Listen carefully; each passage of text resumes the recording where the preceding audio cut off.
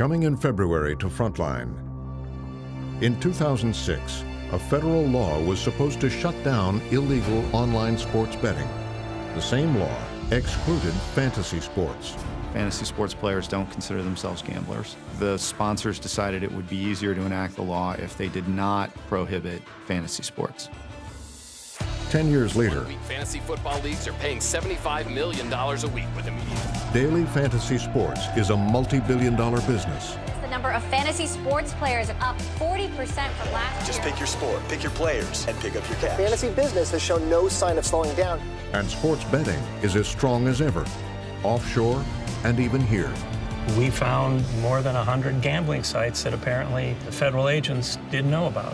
One of the most lucrative rackets is syndicated sports betting, second only to narcotics trafficking as a source of revenue for the mob. Hey, whoa. He's taking our picture. Law enforcement is trying to crack down. We just sat in the middle of Manhattan, made an online bet with a company in Panama. Nobody knows exactly where the actual servers physically are located, but certainly there is an operation somewhere. And now some states are questioning whether daily fantasy sports should be considered gambling as well.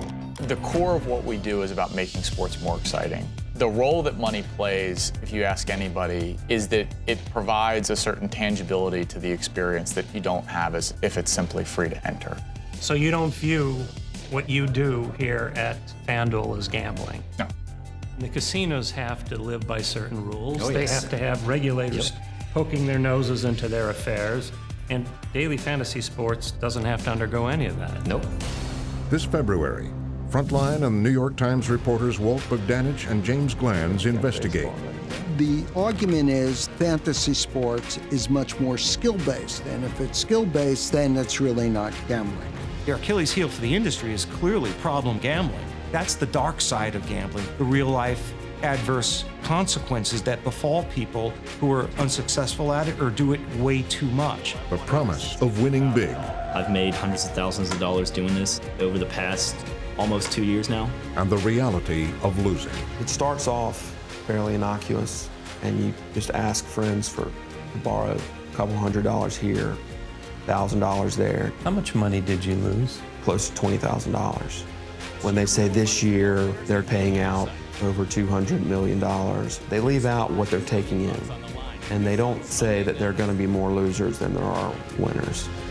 The fantasy sports gamble. In 2006, the United States Congress carved out a piece of legislation that says fantasy sports is not gambling. I didn't make that decision. They did. Watch online or on air beginning February 9th.